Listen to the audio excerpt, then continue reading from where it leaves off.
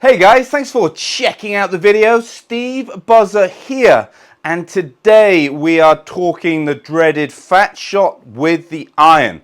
And I'm using an example that I had of someone last week. They were an in-person student of mine, good player, swing, looking really good, but just couldn't get any strike out of their irons. So we saw a few things that made a swing that, and I can't stress this enough, looked good, but just wasn't getting the performance. So what was this person doing? So a fat shot, we know they're hitting behind the ball, and we want to get them hitting more target side. So target side we would associate with a thing called low point. So if we can get, and I kind of call low point like the middle of the divot. If we can get that middle of the divot a few inches target side of the ball, we're in business. To get that across to where we want it to be, we tend to need an angle of attack that is a bit more down than up. So because we know that we need to get down into the ball a little bit more, we can assume we need a little bit more steepness in the swing. So the gentleman in question, swinging it nicely, but couldn't get across enough. They couldn't get enough steepness in their swing to get the desired strike. So when I have a student that has a nice looking swing without the function, I don't want to be guessing. So I got them on the 3D software which I use. I use Sportsbox AI, and I wanted to get some measurements. Why is this swing not working? And the measurements straight away showed me, look, we're almost doing too much of a good thing. So there are a few measurements of concern. These are the measurements that I want you to think of. So number one was a thing called sway gap. So sway gap is a measurement that was actually created within Sportsbox AI by a really high-level coach, Terry Rolls. So it kind of is looking at the difference between the center of the pelvis and the center of the chest. You know, if we think of this is the bottom, this is the top, like how far apart are they getting? It's cool that we've got a measurement on this. I would say the old school way is, am I starting with kind of a reverse K? So you see I'm getting my upper body back, or am I a bit more stacked on top? So that would be a setup kind of example. But what we were seeing is at the top of the swing, the sway gap was getting too big. So the upper body was leaning too far away from the target. With this sway gap number, we want it to stay pretty similar to where you are at address.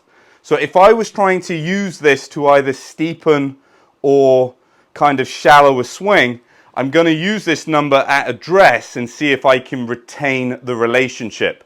This gentleman here, address was good. Then we were stretching the sway gap. So we're putting in a lot of shallowness. So as I've said, we're already hitting behind the ball, so we're adding an ingredient we don't need. But also, and this is going to kind of be the theme of what I'm saying here, and it was certainly the theme of the lesson, it was getting him stuck. So we're too far over here, it's going to be hard dynamically to move into the downswing. So sway gap was an issue. We then have a measurement called X factor. So X factor is looking at the kind of the turn of the lower body and the turn of the upper body. This gentleman turning the upper body a lot and not turning the lower body kind of at all. This created a really high X factor number. So X factor, when it was originally brought into like the biomechanical world, it was seen as a measurement that can give you potential to distance. But there is a big disclaimer. Providing you can stretch it more in the downswing so you can create that kind of stretching effect so I can slingshot myself through into the ball. The problem with this gentleman, although creating lots of potential, it was so stretched out in the backswing, couldn't move into the downswing. So can you see, we've got a scenario here where we've got a good looking swing, a swing that at face value looks like it has tons of potential in the backswing. So the definition I use for a fully functional backswing is giving you the best preparation for the downswing. You know, that's a very simple definition, but sometimes it is simple. Let's get here so we can get across, get into where we make our money. The problem with this backswing is it had, at face value, lots of potential, but it was so stretched out. It was so fixated on itself, couldn't get across into the downswing. So a nice look that violated my statement. Looks good, but can't get you across to your delivery, can't get you the consistent shots you want. So how did I solve this? So first things first, we talked about that sway gap. We did change the setup a little bit. We felt that we got a little bit more stacked. I like to feel like I'm getting my shoulders over my hips. So we did that a little bit.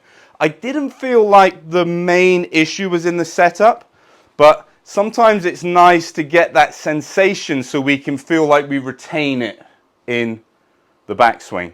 So a small change in the setup to kind of let the body know, hey, this is the sensation we're starting with. We're going to retain this throughout the backswing. So the player started hitting it so much better just with that thought. You know, it just let them feel, definitely feeling a bit more centered, feeling like they were here. It let the arms kind of free up. That gave them a great opportunity to get across. So performance got a lot better.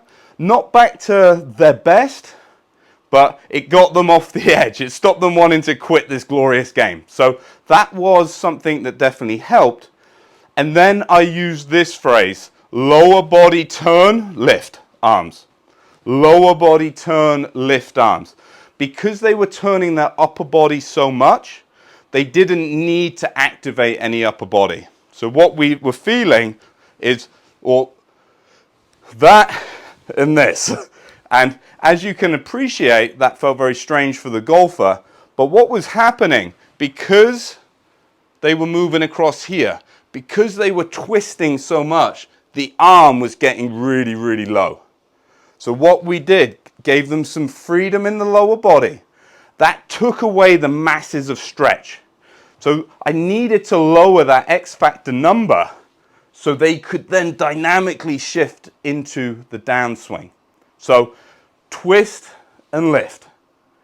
Felt very passive in the upper body, felt very choppy in the arm movement, but this player had a great transition and they were able to shallow the club beautifully. So we could feel choppiness in the backswing because it gave them the freedom to then do their transition and get through. This lesson was a great example of where, when we're starting to decline in our performance, we can get super focused on the backswing and almost do too much of a good thing in the backswing. This player, not hitting it very well, so the thought of disconnecting the arms was kind of at the bottom of the pile of things that he was going to try on his own. By feeling choppy up and down, feeling lower body, really I said do it as much as you can.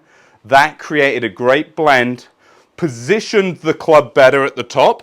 So because it wasn't so far behind, it was easier to clear the body. But because we weren't maxed out on the stretch, from a muscular standpoint, it was easy to shift the lower body. That puts in a little bit more muscular engagement and then fire across.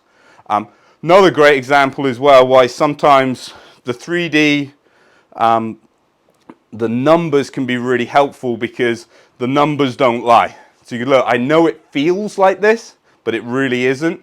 It can be the other reason I'm just using a lot of video just to go, look, I know it feels like you're doing this, but actually it's creating a nice position, but more importantly, a functional position that's going to allow you to get into your downswing.